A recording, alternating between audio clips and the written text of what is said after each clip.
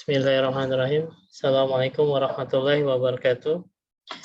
Alhamdulillah, alhamdulillahilladzi bi ni'matihi tatimmus shalihah. Asyhadu an la ilaha illallah wa asyhadu anna Muhammadan abduhu wa rasuluh. La nabiyya ba'dah. Allahumma sholli ala sayyidina Muhammad wa ala ali sayyidina Muhammad. Alhamdulillah, puji syukur kita panjatkan kehadirat Allah Subhanahu wa taala yang mana atas berkat nikmat iman, nikmat Islam serta nikmat sehat yang pada hari hingga pada detik ini insyaallah kita masih berikan nikmat yang untuk bermuajahah dalam majelis ilmu insyaallah untuk mengkaji kelanjutan kajian sirah nabawiyah. Insyaallah sudah masuk ke episode Futuh Mekah. Semoga Allah memberkahi ikhtiar kita untuk dalam kajian ini. Ya, alhamdulillah juga termasuk amalan yang insyaallah ya, sudah masuk bulan haram, sudah masuk Zulqa'dah. Semoga kita bisa memperbanyak kebaikan di bulan ini hingga 3 bulan ke depan insyaallah. Amin ya rabbal alamin. Baik, kepada Ustaz Daniel dipersilakan. Baik. Assalamualaikum warahmatullahi wabarakatuh. Alhamdulillah wassalatu wassalamu ala Rasulillah. Asyhadu an la ilaha illallah wahdahu la syarikalah wa asyhadu anna Muhammadan abduhu wa rasuluh allazi la nabiyya ba'dah amma ba'd. Hadirin ikhwatiman rahimakumullah, teman-teman yang sama-sama mengharapkan ridho Allah Azza wa Jalla. Alhamdulillah kita kembali bermuajahah berbekal harapan mudah-mudahan setiap aktivitas kita senantiasa dinilai sebagai ekspresi rasa syukur kehadiran Allah Azza wa Jalla, dan setiap gerak langkah kita senantiasa dinilai sebagai proses ittiba'ur Rasul sallallahu alaihi wasallam. Dan mudah-mudahan dengan hal-hal tadi Allah Azza wa Jalla berkenan menjadikan kita menjadi hamba-hamba yang baik di dunia wal akhirah dan beruntung di dunia wal akhirah. Salawat dan salam semoga dilimpah curahkan kepada Nabiullah Muhammad sallallahu alaihi wasallam beserta para keluarga, sahabat dan segenap umatnya yang senantiasa itba' kepadanya ila akhiril hayah nanti, mudah-mudahan termasuk kita di dalamnya. Hadirin ikhwatiman rahimakumullah, melanjutkan ada beberapa peristiwa ya di dalam proses Futuh Mekah ini. Ini beberapa peristiwa yang kemudian diabadikan dalam Sirah Ibnu Hisham. Namun sebelum ke peristiwa, ada beberapa data yang kemudian disampaikan oleh Ibnu Hisham terkait dengan komponen atau komposisi pasukan kaum muslimin. Sebetulnya di pembahasan ketika Nabi datang ke kota Mekah dengan iring-iringan pasukan yang sangat besar, kemudian ada dialog antara Abu Sufyan dengan Abbas bin Abdul Muthalib, itu beberapa kabilah sudah disebut oleh Abbas bin Abdul Muthalib, dan setiap kabilah yang lewat itu membuat Abu Sufyan terkagum-kagum sampai wah ini nih raja besar gitu, sampai akhirnya Abbas bin Abdul Muthalib mengkoreksi apa yang disampaikan oleh Abu Sufyan. Kata Abbas bin Abdul Muthalib, ini bukan kerajaan, ini kenabian, ini nabi bukan raja. Jadi tentu diksi nabi dan raja tidak sama dan memiliki penekanan yang berbeda. Kalau nabi itu konsepsinya adalah sebagai pembimbing, sebagai mungkin hiperbolisnya sebagai penyelamat umat manusia, itu nabi.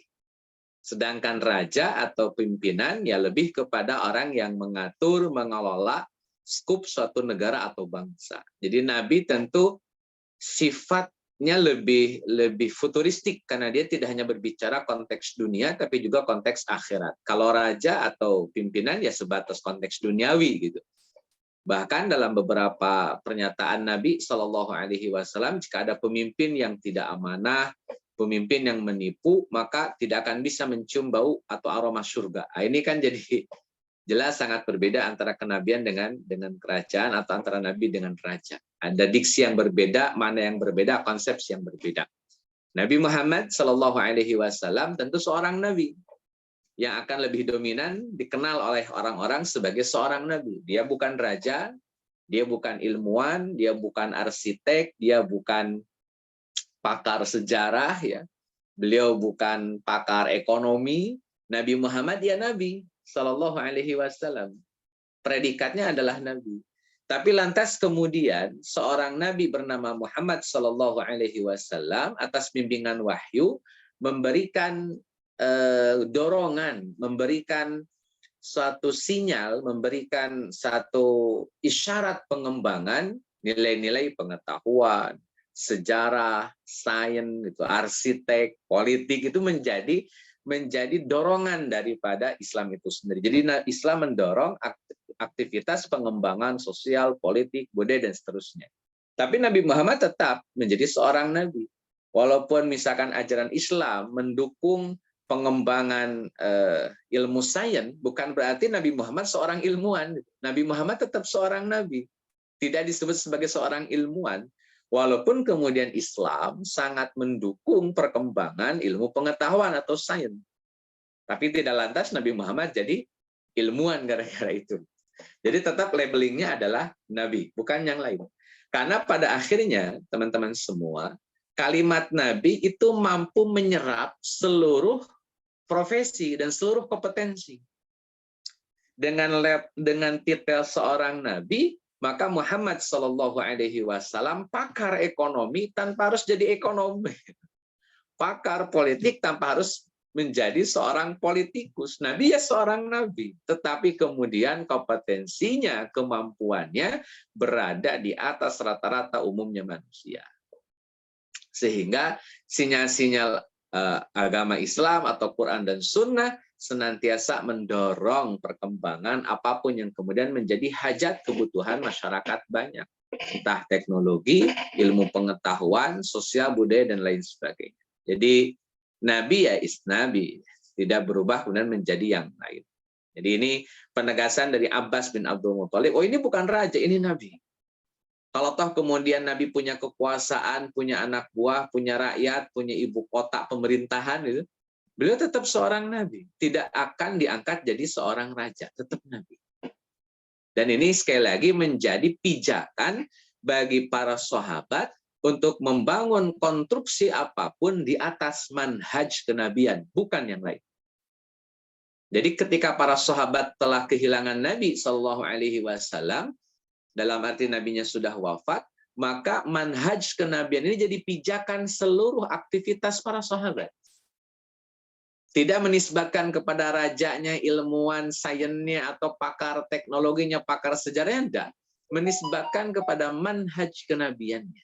Makanya Nabi Shallallahu Alaihi Wasallam senantiasa dijadikan sebagai pondasi atau pijakan dalam seluruh amaliyah sahabat. Misalkan dalam konteks pemerintahan Islam, Nabi menggunakan diksi khilafah ala minhajin nubuwah. Kepemimpinan, kepengurusan berdasarkan manhaj kenabian. Jadi kenabiannya dibawa-bawa.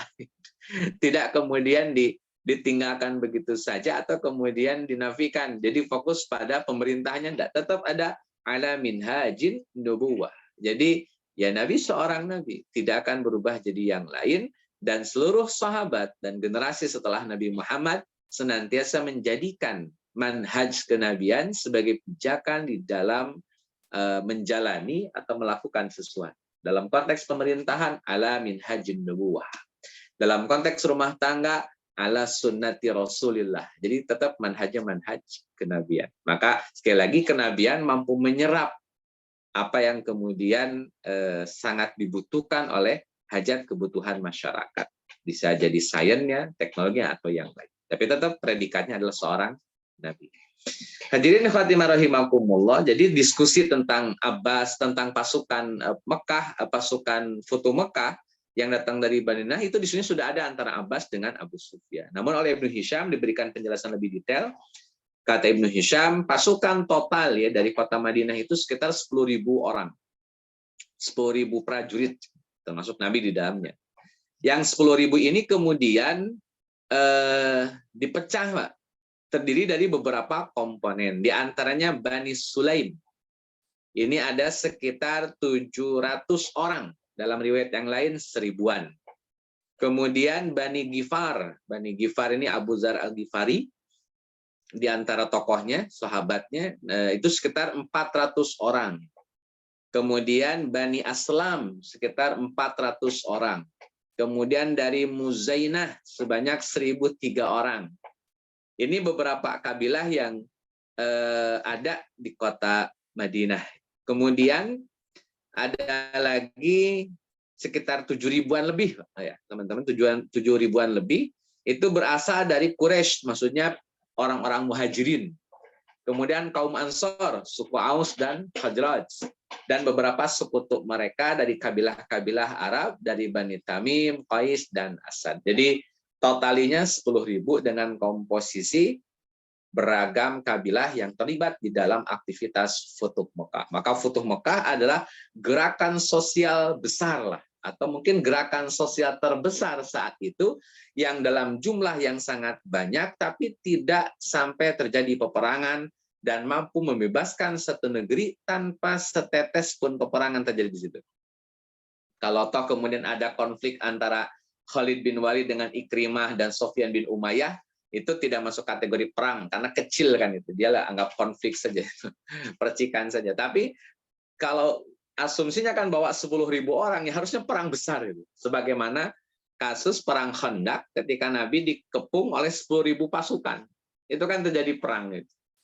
Dan kalau tanpa adanya badai itu bisa jadi Nabi yang babak belur kan dengan para sahabat. Untungnya kan ada badai gitu ya, sebagai bentuk pertolongan dari Allah Azza wa Jalla. Nah ini poin, banyak 10.000 orang, tapi tidak sampai terjadi pembantaian besar-besaran, tidak sampai terjadi penghancuran besar-besaran, tidak sampai terjadi perampasan besar-besaran, betul-betul damai, betul-betul aman. Hanya segelintir orang yang kemudian didaulat akan dibunuh oleh Nabi Shallallahu Alaihi Wasallam. Ini gerakan sosial terbesar yang paling aman, paling damai, paling damai. Nah, hadirin khawatimah rahimakumullah, tentunya hal ini menjadi trigger ya bagi umat muslim bahwa tidak semua harus selesai dengan kekerasan dan tidak semua harus selesai dengan pertumpahan darah. Ada malah beberapa hal yang kemudian justru dengan memaafkan lebih besar untuk menyelesaikan sebuah permasalahan. Ternyata itu datanya lebih baik memberikan maaf daripada terjebak dengan dendam. Baik, hadirin khawatimah rahimakumullah, ketika Nabi Shallallahu Alaihi Wasallam sudah berada di Mekah, kemudian bersosialisasi dengan orang-orang Mekah, kemudian beberapa kali sholat di Ka'bah, tawaf di Ka'bah, maka orang-orang Ansar kemudian punya satu pertanyaan dalam hati mereka. Sampai pertanyaan ini kemudian ditujukan kepada orang-orang Ansar yang lain.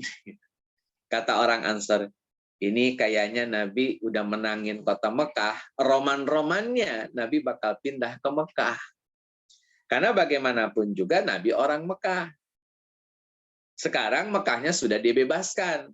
Dulu Nabi diusir dari Mekah, sekarang Mekah sudah dibebaskan. Asumsinya Nabi akan lebih memilih Mekah karena bagaimanapun Mekah tentu banyak kenangan yang dimiliki oleh Nabi Shallallahu Alaihi Wasallam. Itu minimal asumsinya orang-orang Ansor, asumsi orang-orang. Wajar juga kalau kemudian Nabi memilih Mekah kan karena memang Nabi asalnya dari Mekah, jadi sangat lumrah, sangat wajar. Terus yang jadi pertanyaan, bagaimana respon Nabi setelah mendengar orang-orang Ansor berbicara tentang Nabi Shallallahu Alaihi Wasallam yang kemungkinan besar akan stay tinggal di kota Mekah? Maka jawaban Nabi Shallallahu Alaihi Wasallam, aku berlindung kepada Allah. Kehidupanku adalah bersama kalian dan kematianku adalah bersama kalian. Statement ini menenangkan orang-orang Ansor. Sekaligus tidak ada lagi pikiran-pikiran yang spekulatif ya terhadap Nabi bahwa Nabi akan tinggal di Mekah, itu udah nggak ada. Dengan kalimat hidup saya bersama kalian, matinya pun bersama kalian. Itu final. Sudah sangat final. Sehingga tidak ada lagi ruang-ruang untuk stay di kota Mekah atau tinggal di kota Mekah atau domisili di kota Mekah, sudah tidak ada. Sekalipun Nabi Shallallahu Alaihi Wasallam orang Mekah, betul itu tidak ada yang memungkiri Nabi adalah orang Mekah. Tapi Nabi Shallallahu Alaihi Wasallam tetap lebih memilih Yathrib sebagai destinasi untuk menunggu kepulangannya keharibaan Allah Azza wa Jalla. Nah, ini menandakan betapa teman-teman Nabi sudah nyaman betul dengan Ansar. Tidak ada tempat yang menurut Nabi paling nyaman, paling aman, paling nyaman Ya kecuali Yasrib. Yasrib lah yang membuat Nabi Shallallahu Alaihi Wasallam membuat gerakan politik yang sangat hebat, yang tadinya terusir, tidak punya kekuatan, tidak punya pengaruh, tidak punya power, kemudian 180 derajat berubah. Dan itu atas banyaknya sumbangsih orang-orang Ansor untuk Nabi dan juga kaum Muhajirin. Jadi dorongan orang-orang Ansor sangat terasa oleh Nabi. Maka wajar kalau toh kemudian Nabi SAW lebih memilih orang-orang Ansor karena memang nyaman di Ansor. Mungkin secara nasab relatif jauh kan, walaupun Nabi juga punya turunan darah ini ya, darah Madinah, darah Khazraj. Nabi punya turunan darah Khazraj dari kabilah Bani Najjar. Ada tokoh namanya Salma binti Amr An-Najjar. Nah, Salma binti Amr ini kan istri daripada Hashim atau ibunda daripada Abdul Muthalib. Jadi secara nasab memang punya kedekatan dengan orang-orang Yasrib. Secara nasab, walaupun lebih dekat kota Mekah tentunya atau nasabnya orang-orang Mekah dibanding nasabnya dari Madinah, karena dari Madinah kan jalur ibu jatuhnya. Salma binti Amr itu kan ibunya Abdul Muthalib di jalur ibu. Jadi kalau di Arab kan patrilinear sehingga kedekatan nasab itu bersama para laki-laki bukan kepada perempuan. Nah, hadirin khawatimah rahimakumullah, Nabi nyaman. Sekalipun memang punya ada indikasi persaudaraan lah dengan orang-orang Madinah atau orang-orang Yasrib, tapi tentunya ini menegaskan bahwa betapa Nabi sangat menghargai semua sumbangsih orang-orang Ansar terhadap perjalanan dakwah Nabi Shallallahu Alaihi Wasallam. Maka Nabi memilih Madinah. Yang kedua, kemuliaan orang-orang Ansar. Kita pernah bahas ya, teman-teman, ketika Nabi mendapatkan Al-Fai, itu Nabi mengumpulkan orang-orang Ansar. Karena Al-Fai ini kan harta yang menjadi milik Nabi secara keseluruhan. Kalau Ghanimah, teman-teman, itu 1/5 milik Nabi, 4/5 milik kaum muslimin. Sehingga Nabi nggak boleh ngambil lebih daripada 1/5. Tapi kalau Al-Fai, itu seluruhnya milik Nabi Shallallahu Alaihi Wasallam dan tidak ada hak bagi orang-orang muslim untuk mengambil harta Al-Fai. Suatu saat Nabi membagikan harta Al-Fai ini kepada para muslimin, kaum muslimin secara umum kepada kaum muslimin. Karena kaum muslimin terdiri daripada suku Aus dan Khazraj, maka keduanya kan dipanggil oleh Nabi. Setelah dipanggil, kata Nabi Shallallahu Alaihi Wasallam, terutama kepada orang-orang Ansar ya, karena mereka tuan rumah, mereka yang menyantuni orang-orang Muhajirin, bahkan bentuk santunannya itu ada yang ngasih rumah, ada yang tinggal serumah, itu ada macam-macam. Ada yang ngasih tanah, ngasih kebun, macam-macam, ngasih modal. Itu bentuk santunannya orang-orang Ansar kepada orang-orang Muhajirin. Dan Nabi paham itu sangat besar pengorbanan orang-orang Ansar memberikan fasilitas kepada orang-orang Muhajirin. Maka Nabi menghargai orang-orang Ansar, kata Nabi kepada orang Ansar, saya punya Al-Fai nih. Punya harta rampasan tanpa peperangan. Dan saya ingin membagikannya untuk kalian. Maka Nabi memberikan opsi, teman-teman. Ada 2 opsi yang Nabi tawarkan. Yang pertama, harta ini akan saya berikan 50-50. 50%, 50%. 50% buat Ansor, 50% buat Muhajirin.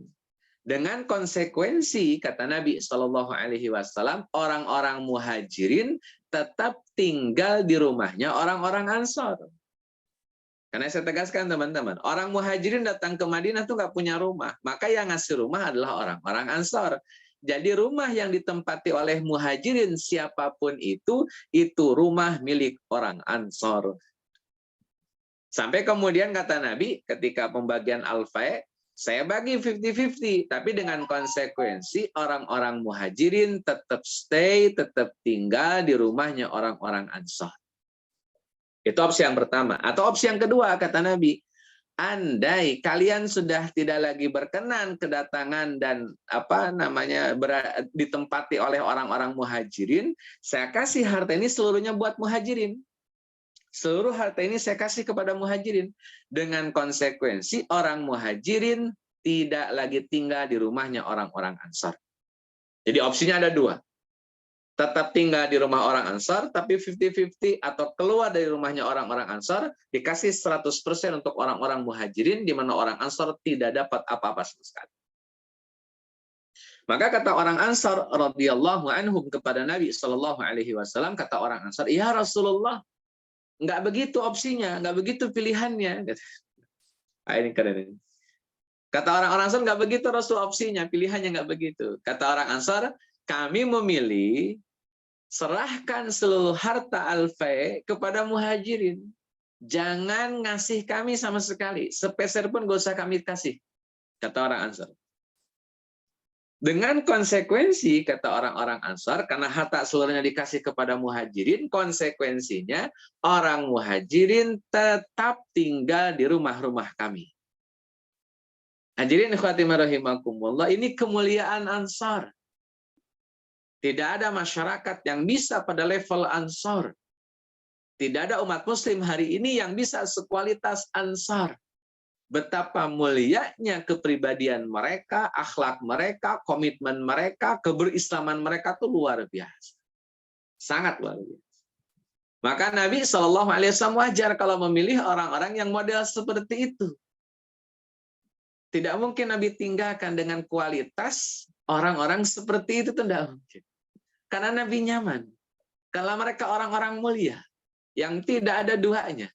Sampai wa yu'siruna ala anfusihim walau kana bihim khasasah, bahwa mereka senantiasa memprioritaskan orang-orang muhajirin padahal mereka pun dalam kurung orang Ansor sangat membutuhkan. Ini Masya Allah. Maka kemuliaan ini tidak ada tandingannya. Sampai Nabi SAW senantiasa mendoakan kota Madinah dan penduduknya dengan doa keberkahan, limpah curah doa itu dari Nabi. Banyak hadis-hadis yang berbicara tentang doanya Nabi untuk Ansor, doanya Nabi untuk kota Madinah. Nah, di antara doa yang saya kutip, Allahumma barik lahum fi mikyalihim wa barik lahum fi sa'ihim wa muddihim. Kata Nabi SAW, semoga Allah memberikan keberkahan dalam timbangan-timbangan mereka.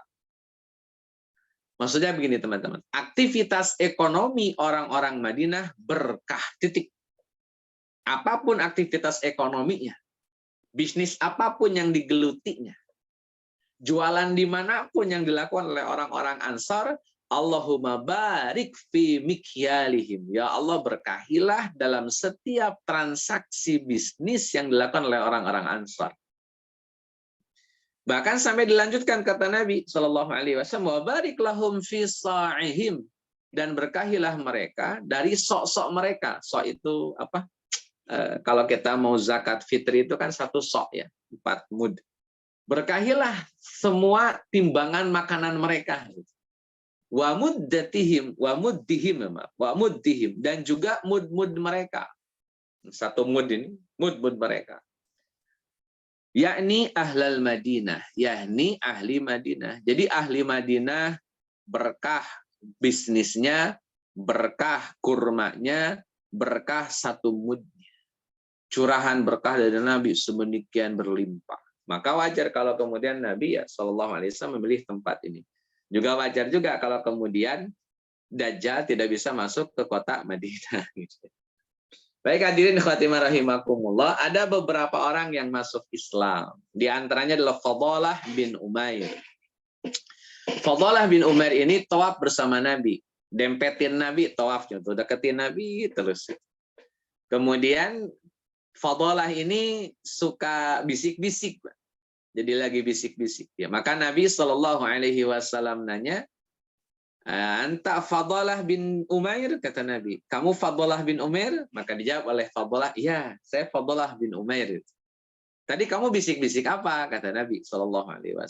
Kata Fadalah, anda saya tidak bisik-bisik, saya lagi zikir. Saya lagi zikir, bukan bisik-bisik. Maka Nabi SAW kemudian bersabda, kata Nabi, wahai Fadalah, mohon ampunlah engkau kepada Allah. Wahai Fadalah, mohon ampunlah engkau kepada Allah Azza wa Jalla. Kemudian Nabi SAW meletakkan tangannya di dada Fadalah bin Umair. Jadi aktivitas meletakkan dada itu kepada siapapun dalam kurung laki-laki, tentunya kalau laki-laki itu kayak apa ya? Kayak isyarat doa, isyarat wiridah gitu yang kemudian mungkin kalau kasarnya bukan ditransferkan ya gitu, tapi dikoneksikan. Kayak kita misalkan pegang ubun-ubun anak, mencium dan mendoakan. Atau mungkin dalam konteks pengantin, pegang ubun-ubun istri sebelum aktivitas suami istri, pegang ubun-ubunnya didoakan. Jadi ada proses connecting dengan fisik. Termasuk ada doa, a'udzu bi'izzatillahi wa qudratihi min syarri ma ajidu wa uhadiru. Doa ini doa untuk ruqyah sakit. Dan itu sama disentuhkan kepada area yang sakit. A'udzu bi'izzatillahi wa qudratihi min syarri ma ajidu wa uhadiru. Disentuhkan pada yang sakit, dibacakan doa ini sebanyak 7 kali. Dan itu dilakukan secara terus-terusan berulang-ulang. Jadi ada connecting sentuhan, sentuhan. Maka Nabi SAW menyentuh dadanya Fadalah bin Umair. Kemudian Nabi mendoakan Fadalah bin Umair. Sampai kata Fadalah bin Umair, kata beliau, demi Allah, sebelum beliau mengangkat tangannya dari dadaku, sebelum selesai, gitu, tiba-tiba tidak ada orang yang aku lebih cintai melebihi dirinya. So, teman-teman bayangkan, disentuh dadanya Fadalah, isi hati Fadalah itu isinya cinta kepada Nabi Shallallahu Alaihi Wasallam. Gak ada lagi benci, gak ada lagi dendam, tidak ada lagi kemarahan, tidak ada lagi yang namanya penolakan. Betul-betul setelah disentuh, sebelum diangkat, kata Fadalah, demi Allah, tidak ada orang yang saya cintai melebihi apapun selain dirinya. Itu baru disentuh.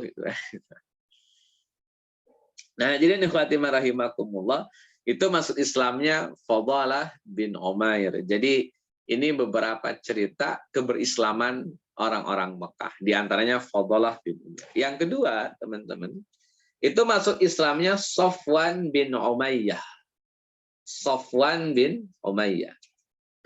Ketika Nabi Shallallahu Alaihi Wasallam selesai sholat di Ka'bah, kemudian doa, macam-macam lah ya, kemudian Nabi lakukan, maka datanglah Umair bin Wahab kepada Nabi Shallallahu Alaihi Wasallam ngelobi, jadi ngelobi. Jadi Umair bin Wahab tahu bahwa di antara orang yang akan dihukum mati ya Safwan bin Umayyah. Umair bin Wahab tahu. Maka beliau langsung mendatangi Nabi. Umair bin Wahab sudah masuk Islam, sudah masuk Islam. Dan itu temenan dengan Sufyan bin Umayyah, itu temenan. Akhirnya Umar bin Wahab datang ke Nabi Shallallahu Alaihi Wasallam, kata Umair bin Wahab, kata beliau kepada Nabi, ya Rasulullah, izinkan saya memberikan syafaat kepada Safwan bin Umayyah. Izinkan saya untuk memberikan syafaat kepada Safwan bin Umayyah. Akhirnya Nabi SAW menyerahkan sorbannya. Kata Nabi, ini sorban. Ya, Safwan bin Umayyah, saya jamin keselamatannya. Singkat cerita, teman-teman, Umair bin Wahab tahu kalau Safwan bin Umayyah sedang bertolak menuju Yaman. Mau bertolak menuju Yaman. Maka Umair bin Wahab mengejar Safwan, kemudian kata Umar bin Wahab kepada Safwan, hai Safwan, ayah ibuku menjadi tebusanmu. Takutlah engkau kepada Allah dan janganlah engkau bunuh diri. Ya, maksudnya lari dan itu nanti berdampak pada kematian, kan begitu. Karena kan lari dari kepemimpinan Nabi Shallallahu Alaihi Wasallam. Ini aku membawakan jaminan keamanan dari Rasulullah Shallallahu Alaihi Wasallam berupa sorban. Jadi ini sudah dalam rangka hijrah lah Safwan bin Umayyah, karena kota Mekah sudah dikuasai, sudah dimiliki oleh kaum muslimin, maka Safwan bin Umayyah ini sudah tidak punya tempat lagi di kota Mekah, maka dia pergi ke Yaman. Tapi sebelum berangkat, Umar bin Wahab datang. Umar bin Wahab memastikan bahwa dia mendapatkan jaminan dari Nabi Shallallahu Alaihi Wasallam. Sampai kata Safwan bin Umayyah, celakalah engkau, pergilah dan jangan bicara lagi denganku. Jadi ini biasa ya, kalau orang ngambek gitu, lagi orang ngambek terus nggak suka karena tanahnya berhasil dikuasai, ya setiap ajakan untuk rekonsiliasi pasti ditolak, nggak akan pernah mau. Tapi ya cerdasnya Umar bin Wahab, kata beliau, wahai Safwan, Rasulullah adalah manusia yang paling mulia, paling baik, paling lembut, dan sekaligus anak pamanmu. Umayyah ini kan anaknya Abdus Syam. Umayyah ini anaknya Abdus Syam. Umayyah punya anak Harb diantaranya. Nanti jadi bapaknya Abu Sufyan bin Harb bin Umayyah. Kemudian Umayyah punya anak juga Sofwan. Nah, ini Sofwan bin Umayyah. Jadi Sofwan itu turunan dari Umayyah atau Bani Umayyah. Dan itu tentunya notabene adalah kerabat daripada Bani Hashim. Ini sama kayak saudaraan dengan Abu Sufyan. Nah, ketika kata Umar bin Wahab, sekaligus dia anak pamanmu, Rasulullah itu anak pamanmu. Kejayaan dia, kejayaannya Nabi Muhammad itu kejayaan kamu, kan masih saudaraan. Kemuliaan Nabi, kemuliaan kamu, kan masih saudaraan. Bahwa hadirnya Nabi Muhammad itu pasti mengangkat seluruh keturunan nasab dari keluarganya beliau. Entah Bani Hashim, entah Bani Muthalib, entah Bani Naufal, entah Bani yang lainnya. Nah, hadirin ikhwati rahimakumullah, Nabi Shallallahu Alaihi Wasallam tentunya memberikan jaminan kepada Sofyan bin Umayyah, ya karena melihat bahwa Sofyan bin Umayyah merupakan tokoh penting dalam kabilah Bani Umayyah selain Abu Sufyan bin Harb. Jadi ada satu peluang yang kalau dia masuk Islam minimal menjadi pondasi dalam dakwah Islamiyah, itu relatif akan jauh lebih kuat bagi kaum muslimin. Maka jaminan Nabi berikan. Dan Umar bin Wahab tinggal melanjutkan tugasnya untuk memastikan bahwa Sofyan bin Umayyah ini mau masuk Islam. Sampai akhirnya, teman-teman, kata Sofyan bin Umayyah, ini curhat ya, saya khawatir sama diri saya sendiri, jangan-jangan nanti napai ke Nabi, saya dibunuh, bilang lebih begitu. Maka kata Umar bin Wahab, ini Masya Allah, ya dia buzzer dalam tanda petik positif ya, atau influencer yang sangat baik ya. Kata Umar bin Wahab, beliau ini dalam punggung Rasulullah itu lemah lembut, lebih mulia dari apa yang engkau khawatirkan. Gak usah khawatir bakal diapa-apain. Saya tahu sedalam-dalamnya bahwa Nabi itu orangnya lebih lembut, lebih mulia daripada apa yang engkau khawatir. Sampai akhirnya teman-teman, Umar bin Wahab berhasil membawa Sofwan bin Umayyah ke hadapan Nabi Shallallahu Alaihi Wasallam. Padahal sempat berperang dengan Khalid bin Walid, kan Ikrimah bin Abi Jahal, Sofwan bin Umayyah itu kan perang dengan Khalid ketika Fatu Mekah itu. Kemudian Sofwan bin Umayyah dan juga Ikrimah bin Abi Jahal pada kabur. Di antaranya Sofwan bin Umayyah. Maka dikejar sama Umar bin Wahab. Jangan kabur, hadapi dong. Kalau kabur ya nggak dapat apa-apa kan. Begitu sudah kalah, terhina, malu pula kan. Nah, hadirin ikhwati rahimakumullah, maka ketika setelah ketemu antara Sofwan bin Umayyah dengan Nabi Shallallahu Alaihi Wasallam, kata Sofyan begini, Pak, kata Sofwan kepada Rasul berkata, Umar bin Wahab mengatakan bahwa engkau telah memberi jaminan keamanan untukku, kata Sofwan kepada Nabi Shallallahu Alaihi Wasallam. Kata Nabi, benar, betul. Kemudian Sofwan bin Umayyah ngomong lagi, kata beliau, beri aku waktu 2 bulan untuk memilih. Maksudnya, dalam waktu 2 bulan ini, apakah dia akan memeluk Islam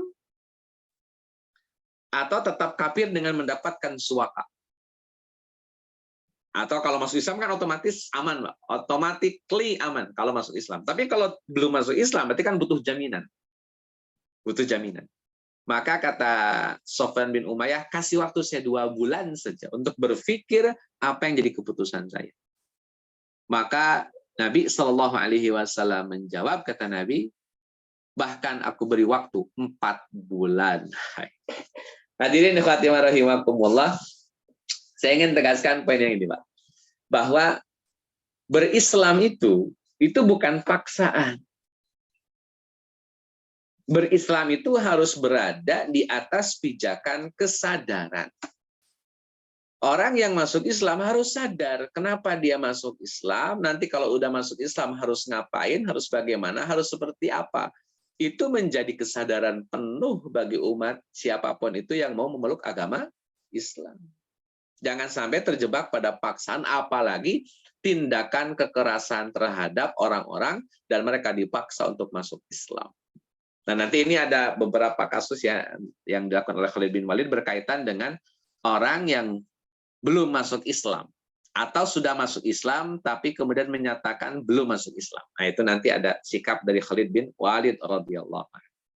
Baik hadirin khawatir rahimakumullah, akhirnya Sofwan bin Umayyah pun masuk Islam. Allah. Berikutnya adalah istri para tokoh Quraisy yang masuk Islam. Di situ ada Fakhitah binti Umayyah bin Fakhitah, ya, istri daripada Al-Walid, ya, Fakhitah binti Walid, itu istrinya Sofwan bin Umayyah, dan Ummu Hakim istrinya dari Ikrimah bin Abi Jahal. Sehingga akhirnya Fakhitah masuk Islam, Ummu Hakim pun masuk Islam. Setelah Ummu Hakim masuk Islam, istrinya Ikrimah bin Abi Jahal, maka Ummu Hakim datang kepada Nabi SAW meminta dengan sepenuh hati agar Nabi menjaga dan Nabi menjamin yang bernama Ikrimah bin Abi Jahal. Dan jaminan ini Nabi kabulkan. Jadi Ikrimah sudah kabur ke Yaman, makanya Sofwan bin Umayyah mau ke Yaman ya karena Ikrimah sudah duluan. Akhirnya karena Ummu Hakim sayang sama suaminya, dia susul ke Yaman, kemudian mengajak suaminya masuk Islam. Sampai akhirnya, hadirin ikhwati rahimakumullah, Ikrimah bin Abi Jahal masuk Islam, Sofwan bin Umayyah juga masuk Islam, dan keduanya, ya, antara Ikrimah dengan Sofwan itu dibolehkan kembali kepada istri-istri mereka tanpa harus mengulang akad nikah yang sudah mereka lakukan di masa-masa jahiliyah. Nah, hadirin Fatimah rahimakumullah, Fakhitah binti Walid dan Ummu Hakim akhirnya masuk Islam. Kemudian yang terakhir ini yang masuk Islam, ada nama tokohnya adalah Abbas bin Mirdas. Abbas bin Mirdas ini, Mirdasnya terutama ya bapaknya Abbas, ini penyembah berhala. Bahkan punya berhala khusus namanya Dimar. Ini berhalanya Abbas, ya, bapaknya daripada berhalanya Mirdas, bapaknya daripada Abbas. Nah, hadirin khawatimah rahimakumullah, ketika Mirdas berada di detik-detik kematiannya, kata Mirdas kepada Abbas, wahai anakku, sembahlah Dimar, karena ia dapat memberikan manfaat dan menolak madarat. Nah, teman-teman semuanya Allah muliakan, ini jadi pasal memang ketika kita meyakini selain Allah Azza wa Jalla bisa ngasih manfaat dan madarat. Ini jadi pasal yang cukup krusial. Kenapa? Karena ketika seseorang kemudian meyakini ada selain Allah yang punya dan bisa memberikan manfaat dan bisa memberikan madarat, berarti ada tandingan, ada sekutu, ada syirik di situ. Makanya kita pun dilarang meyakini bahwa benda sesuatu itu mendatangkan manfaat dan madarat.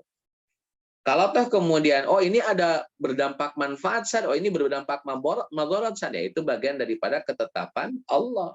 Manfaat dan madaratnya bagian daripada ketetapan Allah. Tapi kalau keyakinan bahwa dengan berhala ini nanti bakal untung bisnis, bakal lancar usaha, kalau nggak ada berhala nanti kita jadi miskin, tidak mendapatkan apa-apa, gitulah kurang lebih. Jadi kena madarat terus-terusan. Maka keyakinan seperti itu masuk kategori syirik. Nah, ketika Abbas diajak oleh Mirdas untuk menyembah berhala, maka wafatlah Mirdas, Abbas bin Mirdas membakar berhala tersebut. Nggak tanggung-tanggung, dibakar. Nah, hadirin Fatimah rahimakumullah. Jadi dalam konteks ini kita akan tahu bahwa kemurnian tauhid itu selalu mudah diterima oleh mereka yang memiliki ketulusan hati dan kebersihan jiwa. Abbas bin Mirdas ini dengan mendengarkan apa yang disampaikan oleh bapaknya, malah nyuruh menjadi penyembah Dimar gitu. Tapi Abbas bin Mirdas bisa berpikir rasional, bisa berpikir jernih, sehingga dia bisa menerima tauhid itu the best dibanding apapun yang ada di dunia ini. Sampai akhirnya tanpa logika yang rimet dan jelimet, tauhid bisa sangat mudah dipahami. Apa kemudian teksnya, apa yang kemudian jadi kontennya, Dalam konteks tauhid, kontennya ya cuma satu. Tuhan itu ya satu. Tidak dua, tidak tiga, tidak empat, tidak lima, tidak juga enam, tidak juga tujuh. Pokoknya cuma satu. Dan itu logika paling mudah yang ada di muka bumi ini. Tuhan itu harus satu. Allah. Nah, jadi khawatimah rahimakumullah, kita masuk di kesalahan Khalid. Ini saya sampaikan, kan ini bagian juga daripada peristiwa sebelum perang Hunain, Pak. Jadi setelah Futuh Mekah. Khalid bin Walid radhiyallahu an itu diutus oleh Nabi kepada kabilah Jazimah. Ada kabilah Jazimah ini, mereka masuk Islam. Kemudian tentunya dibutuhkan pengajaran, dibutuhkan ustadznya lah, kiainya lah gitu dalam konteks kita. Maka diutuslah Khalid bin Walid membawa beberapa orang sahabat. Ada Abdullah bin Umar di situ, ada juga sahabat yang lainnya. Jadi ini tugasnya tugas dai, bukan tugas perang. Jadi tugas SK dari nabinya itu sebagai dai. Tugasnya ngapain? Tentu mengajak orang masuk Islam. Dan ini teman-teman ya, saya tambahkan poin ini. Dalam penjelasan Syed Naqib Al-Attas bahwasanya Islam sudah sampai ke Nusantara itu sejak tahun ke-7 Masehi. Tahun ke-7 Masehi itu berarti zamannya Khulafaur Rasyidin. Di mana Khulafaur Rasyidin sengaja mengutus langsung dai dari Arab untuk datang ke Nusantara. Ini menurut versi Naqib Al-Attas ya. Jadi kata beliau, para sahabat langsung nunjuk siapa yang akan diutus ke Nusantara. Nah, dari mana kemudian ilmu itu nunjuk supaya ada dai ke daerah, ke luar negeri lah, atau ke daerah yang lain? Kenapa pada praktek itu di zaman sahabat? Karena itu contoh Nabi Shallallahu Alaihi Wasallam. Karena Nabi juga suka ngirim utusan, ngirim pasukan. Tujuannya dai, bukan perang, Pak. Nah, ini baru muncul masalah ketika Khalid bin Walid diutus sebagai dai untuk bertemu dengan kabilah Bani Jazimah. Kemudian, teman-teman, Bani Jazimah yang didatangi oleh Khalid bin Walid ini langsung persiapan senjata. Bisa dibayangkan Khalid bin Walid datang, kemudian orang yang didatangi sudah mempersiapkan senjata yang mereka punya. Jadi berhadapanlah dua pasukan yang masing-masing pegang senjata. Kemudian kata Khalid bin Walid, turunkan pedang-pedang kalian. Jangan gini dong, orang saya mau baik-baik kok. Gitu. Saya akan baik-baik kok, kata Khalid bin Walid. Turunkan senjata kalian. Ternyata ada orang dari Bani Jazimah yang jadi provokator, Pak. Jadi provokator. Ini kondisi sedang genting, di mana dua pasukan bawa senjata. Padahal sekali lagi, tugas Khalid bin Walid bukan perang, tapi dakwah. Bukan perang, tapi dakwah. Masalahnya yang dihadapi oleh Khalid bin Walid, itu orang-orang yang sudah pegang senjata, yang pengen perang. Jadi tolong bayangkan betapa gentingnya kondisi saat itu. Satu kelompok datang untuk dakwah, kelompok yang satu tidak mau didakwahi, bahkan sudah menyiapkan senjata tajam. Nah, hadirin khatimah rahimakumullah, setelah disuruh menurunkan pedang, muncullah provokator. Ini provokator. Provokator ini datang dan berteriak di hadapan orang-orang Bani Jazimah. Kata provokator namanya Jahdam ya, kata provokator, wahai Bani Jazimah, celakalah kalian. Dia adalah Khalid. Demi Allah yang akan terjadi setelah kalian meletakkan senjata hanyalah penawanan dan pembunuhan. Demi Allah, aku tidak akan meletakkan senjata selama-lamanya. Hadirin khatimah rahimakumullah, di sini ya di poin ini Jahdam ini orang yang jadi provokator. Padahal kalau lihat tujuan Khalid, beliau datang untuk dakwah. Tidak akan ada kontraproduktif dengan masyarakat yang didakwahi. Tapi ada provokator. Di mana provokator ini menyatakan kalau kalian meletakkan senjata, artinya mendengar dan menerima Khalid bin Walid, maka Khalid bin Walid cuma punya dua opsi. Kalau nggak nawan, ngebunuh. Padahal sekali lagi, memiliki tawanan dan akan membunuh itu tidak ada agendanya dalam perjalanan Khalid bin Walid, nggak ada. Karena tugas Khalid dakwah, bukan berperang, bukan jadi prajurit.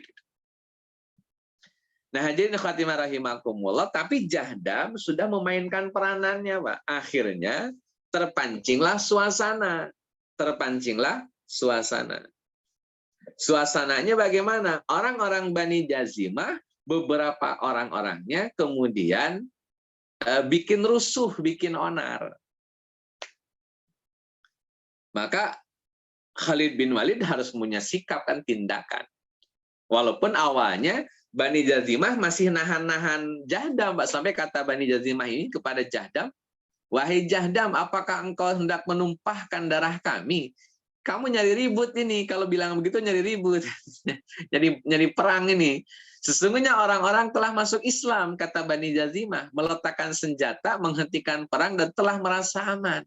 Itulah yang terjadi hingga mereka merebut senjata Jahdam dan meletakkan atas perintah Khalid bin Walid. Jadi orang-orang Bani Jazimah pun akhirnya mencoba mencegah Jahdam, Pak. Tapi Jahdam tetap berhasil dalam memprovokasi.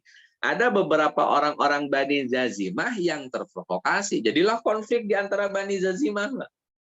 Ada yang kemudian manut sama Khalid bin Walid, ada yang kemudian ikut dengan Jahdam. Sampai akhirnya ini tindakan yang kemudian dianggap salah. Karena Khalid bin Walid ada penolakan dari Bani Jazimah dan terbagi dua pecah ya, ada pecah kelompok, ada orang-orang yang sengaja jadi provokator, ada orang-orang yang sengaja ngerecokin, ada orang-orang yang sengaja bikin rusuh. Maka Khalid bin Walid ngumpulin yang bikin rusuh tadi. Setelah dikumpulin, dibunuh. Ini problemnya karena dibunuh. Kemudian sampailah berita ke Nabi SAW, kata Nabi sambil ngangkat tangan sampai putih ketiaknya kelihatan. Kata Nabi, "Ya Allah, aku berlepas diri kepadamu dari perbuatannya Khalid bin Walid." Saya kasih kronologisnya lagi. Khalid bin Walid diutus untuk dakwah, bukan untuk perang. Tapi kelompok yang didakwahi oleh Khalid bin Walid menolak dengan bawa senjata.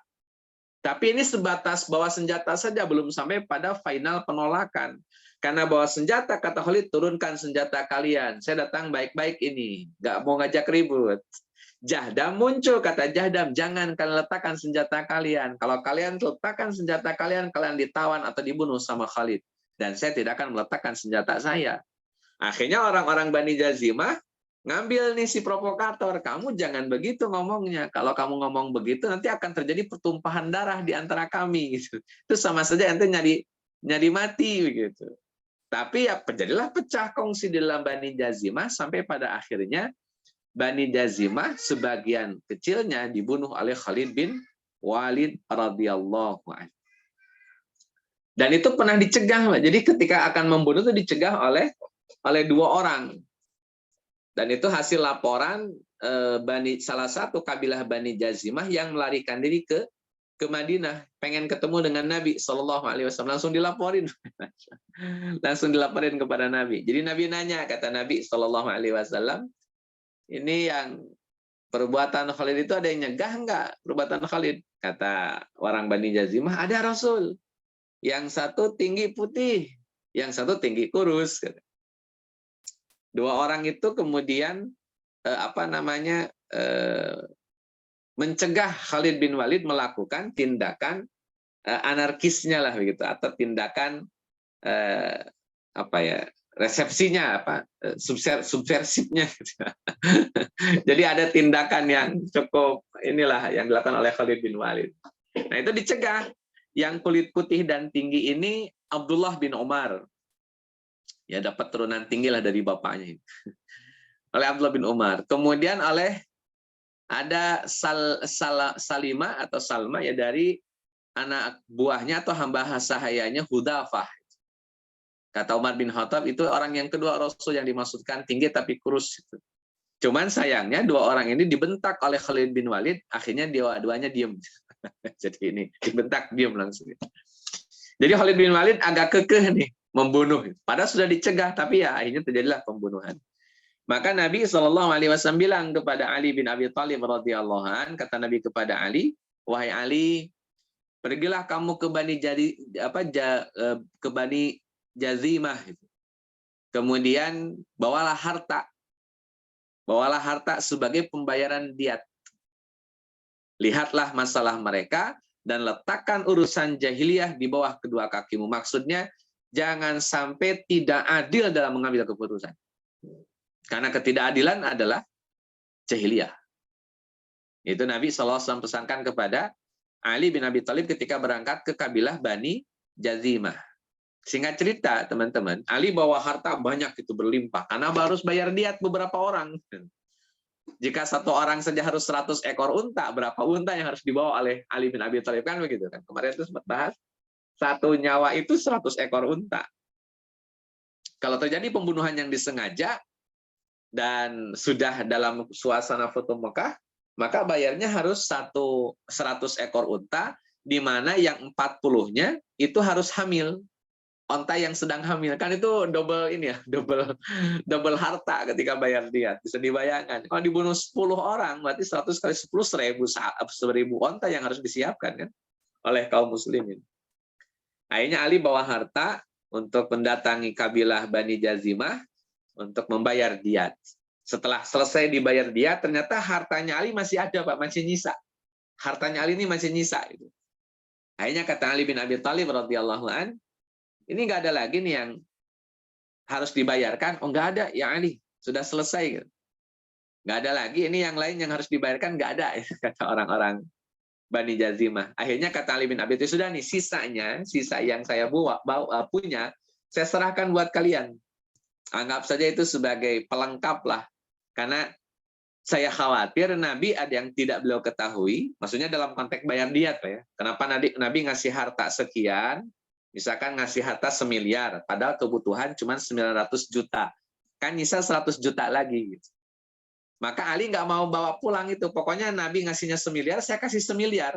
Walaupun dalam database yang Ali bin Abi Thalib dapatkan, itu uang 900 juta misalkan, itu sudah mencukupi, Pak. Sudah mencukupi. Artinya, kok Nabi ngasih lebih begitu? Atau memang sebetulnya kebutuhannya memang sesuai dengan keputusan Nabi. Cuman orang-orang Bani Jazimah yang tidak tahu, maka diksi Ali bin Abi Thalib itu, sisa harta ini aku berikan kepada kalian sebagai wujud kehati-hatian. Rasulullah atas apa yang tidak beliau ketahui atau atas apa yang tidak kalian ketahui. Udahlah, saya serahin aja semua. Soalnya Nabi ngasihnya semuanya ini. Gitu. Nggak ada yang disuruh oleh Nabi, suruh bawa pulang lagi ke Madinah. Gitu. Nah, teman-teman semua, tindakan Ali bin Abi Thalib ini dibenarkan oleh Nabi SAW. Kemudian kata ini beberapa alibi ya. Kata Ibnu Hisham rahimahullahu taala, jadi Khalid bin Walid itu membunuh bukan karena terpancing emosi saja, tetapi karena ada dorongan dari Abdullah bin Hudzafah. Nah, Abdullah bin Hudzafah ini kenapa kok kemudian menyarankan membunuh Bani Jazimah? Karena kata Abdullah, kita ini Khalid diutus jadi dai untuk ketemu orang-orang yang mau belajar Islam. Tapi kalau ketemu dengan orang-orang yang menolak Islam, ya kita perangi gitu. Itu dorongan dari Abdullah bin Hudzafah. Karena Nabi berpesan, perangi saja orang-orang yang menolak Islam. Nah, ini jadinya alibi lah, artinya ada alasan yang digunakan oleh Khalid bin Walid atas tindakannya membunuh beberapa orang dari Bani Jazimah. Wallahu a'lam. Dan yang terakhir, teman-teman semua yang Allah muliakan, ini menguatkan datanya Khalid bin Walid. Jadi orang-orang Bani Jazimah ketika kedatangan Khalid, mereka berkata, kami telah mengganti agama kami telah mengganti agama kami. Sehingga kalau toh benar Bani Jazimah itu telah katakanlah murtad atau menolak Islam, maka usulan Abdullah bin Hudzafah benar untuk memerangi. Sehingga tindakan Khalid bin Walid juga bisa dibenarkan karena memerangi orang-orang yang menolak dinul Islam. Tapi sekali lagi ini menjadi perdebatan di kalangan para ulama sejarah. Apakah betul Khalid bin Walid salah? Atau sebetulnya sudah benar? Cuman dianggap salah. Allah. Saya rasa itu dulu barangkali. Ini ada kisah tapi ini agak panjang. Ustaz. Jazakallah khairan katsiran atas penjelasannya untuk malam ini terkait beberapa hal ya dari hukum muka dan peristiwa turunannya. Mungkin jika ada jemaah yang ingin bertanya atau mendiskusikan, dipersilakan.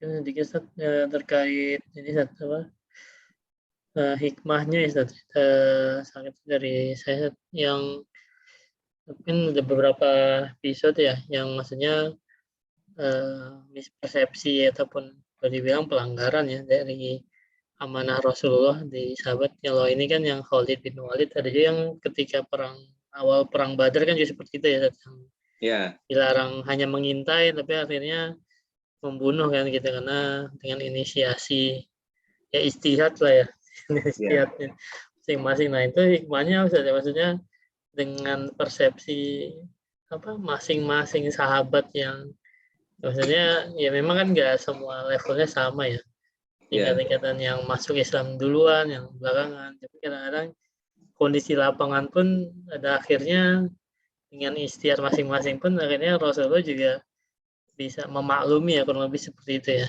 Ya betul. Nah, ini rumusannya gini Zat, bahwa para sahabat itu menurut ulama ahlul hadis ya terutama itu kan dihukumi sebagai para mujtahid. Jadi Nabi itu sebagai seorang mufti dan sekaligus sebagai seorang nabi, tentunya kan bikin fatwa hukum kan Nabi itu. Jadi semua perkara hukum itu Nabi fatwakan. Nah, kadang Nabi Shallallahu Alaihi Wasallam, ini konteks Nabi dulu. Nabi itu oleh Allah diberikan ruang untuk bikin fatwa tanpa bimbingan wahyu terlebih dahulu. Ada dua proses. Yang pertama disebut dengan tauqifi. Kalau tauqif itu Nabi berinisiatif, nanti pembenarannya dari Allah. Bisa pembenarannya itu koreksi atau memang dibenarkan. Respon dari Allah itu bisa koreksi, bisa pembenaran. Jadi namanya tauqifi. Nabi berijtihad sendiri. Kalau ijtihadnya benar, Allah benarkan. Kalau salah, Allah salahkan. Namanya tauqifi. Yang kedua disebut dengan taufiqi. Kalau taufiq itu memang Allah yang ngasih inspirasi. Sehingga kalau Allah ngasih inspirasi, pasti putusan Nabi benar, nggak mungkin ada ruang salahnya. Jadi ada latihan kayak kalau kita mungkin konteksnya anak-anak itu, anak-anak dikasih soal, suruh ngerjain sendiri. Yang kedua, memang kita bimbing untuk menjawab pertanyaan demi pertanyaan. Kan kalau kita ngasih soal terus nyuruh anak kita ngerjain, jelas pasti ada kemungkinan salahnya. Tapi kalau kita bimbing dari awal supaya dia bisa jawab pertanyaan-pertanyaan dengan baik, maka kemungkinan besar tidak ada salah di situ. Nah, itu tauqifi dengan taufiqi. Nah, Nabi saja diajari oleh Allah untuk menjadi mujtahid. Diajari. Nabi kepada para sahabat juga mengajarkan hal yang sama. Nabi kadang memberikan ruang-ruang kepada sahabat untuk memperbanyak diskusi, memperbanyak putusan-putusan fatwa di antara sahabat. Kalau sahabat benar putusannya, benar tindakannya, maka Nabi akan melegitimasi dan mengiyakan. Dan itu masuk kategori takrir nantinya. Takrir itu kan perbuatan sahabat yang disetujui oleh Nabi Shallallahu Alaihi Wasallam. Tapi kalau tidak disetujui oleh Nabi, pasti Nabi koreksi. Karena nggak mungkin Nabi membiarkan sahabat melakukan tindakan yang keliru atau bahkan menyalahi syariat. Tapi Nabi biarkan ruang-ruang mereka berijtihad. Kayak Nabi panggil Mu'ad bin Jabal, kata Nabi kepada Mu'ad, kamu harus ke Yaman, dakwah di Yaman itu. Sama kayak Khalid, Pak Khalid kan dai juga disuruh ke Bani Jazimah. Mu'ad bin Jabal disuruh ke Yaman. Kata Nabi kepada Mu'ad, nanti kalau kamu ketemu masalah di Yaman, kamu akan selesaikan dengan cara bagaimana? Oh, saya rujuk Quran Rasul. Kalau nggak ada di Quran, saya rujuk hadis. Kalau nggak ada di hadis, ya saya berijtihad dengan ro'yu saya. Itu namanya proses ijtihad, sehingga orangnya disebut mujtahid. Jadi Nabi mengajarkan karakter dan kriteria serta nilai-nilai kemujtahidan. Sehingga seluruh sahabat akhirnya yang mendapatkan tugas dai dari Nabi, seluruh sahabat adalah mujtahid. Nah, konteks mujtahid, Bapak Ibu yang Allah muliakan, kalau benar dapat 2. Kalau salah dapat pahala 1. Jadi mau benar atau mau salah seorang mujtahid tetap punya pahala. Khalid bin Walid salah dalam berijtihad. Salah dalam berijtihad, makanya ditegur sama Nabi. Tapi salahnya ijtihad Khalid bin Walid tidak lantas menjadi kekeliruan yang besar atau dosa. Ini kaitannya dengan latihan untuk jadi seorang mujtahid. Walaupun Nabi kemudian berdoa, ya Allah saya berlepas diri atas kesalahan Khalid gitu. Karena bukan Nabi yang nyuruh, itu ijtihad Khalid bin Walid. Nah, inilah bagian daripada proses edukasi Nabi terhadap para sahabat. Jadi try and error, belajar salah, belajar bikin hukum, bikin fatwa, itu bagian daripada proses pendewasaan oleh Nabi untuk para sahabat. Sehingga nanti kalau Nabi sudah tidak ada, teman-teman, maka kemampuan sahabat sudah biasa berijtihad. Ada proses pembiasaan berijtihad. Kalau Nabi nggak ada, sahabat sudah settle untuk berijtihad. Nah, itulah yang kemudian Nabi targetkan. Jadi tentunya bukan menyengaja supaya sahabat salah, karena kesalahan pasti akan terjadi. Tapi yang Nabi edukasi dan Nabi latih adalah kemampuan kemujtahidannya. Dan saya rasa tugas itu juga harus ada hari ini, Pak, di mana beberapa kalangan tertentu memang harus dilatih untuk senantiasa mengembangkan ijtihad. Mungkin dalam tradisi NU ada bahsul masail. Nah, itu kan bagian dari proses melatih orang-orang ahli ijtihad. Kemudian di Muhammadiyah ada majelis tarjih. Di Persatuan Islam ada Dewan Hisbah. Itu semuanya bermuara pada penguatan, peningkatan mujtahid. Jadi memang latihan harus ada. Salah-salah dalam berijtihad dia wajar. Karena memang proses latihan dan proses belajar. Nah, itu yang dilakukan oleh Nabi. Maka para sahabat pasti akan ada ruang-ruang salahnya. Tapi pasti dikoreksi oleh Nabi. Kenapa? Karena ini bagian daripada edukasi dari Nabi untuk para sahabat, pendewasaan dari Nabi untuk para sahabat. Wallahu a'lam. Baik, Ustaz, penjelasannya. Baik, alhamdulillah semua. Karena tidak ada lagi, mungkin kita akhiri kajian pada malam hari ini.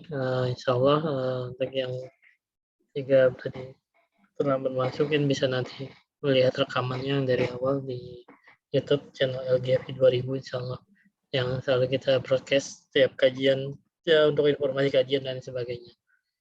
Baik, jazakumullah khairan Ustaz Daniel atas pemaparannya dan juga para peserta jamaah yang hadir pada malam ini. Semoga kajian pada malam ini memberikan pemahaman, bertambahnya pemahaman kita dan semakin kita mensyukuri ya sebagai umatnya Nabi Muhammad dengan mengkaji kajian sirah beliau, perjalanan hidup beliau, insya Allah ya semoga kita mendapatkan syafaatnya dari beliau di hari kiamat nanti. Amin ya rabbal alamin. Baik, kita zub yang baca hamdalah, alhamdulillahirabbil alamin, dan doa qabla subhanallahumma wa bihamdika asyhadu an la ilaha illa anta astaghfiruka wa atubu ilaik. Wabillahi taufiq wal hidayah. Assalamualaikum warahmatullahi wabarakatuh. Waalaikumsalam warahmatullahi wabarakatuh.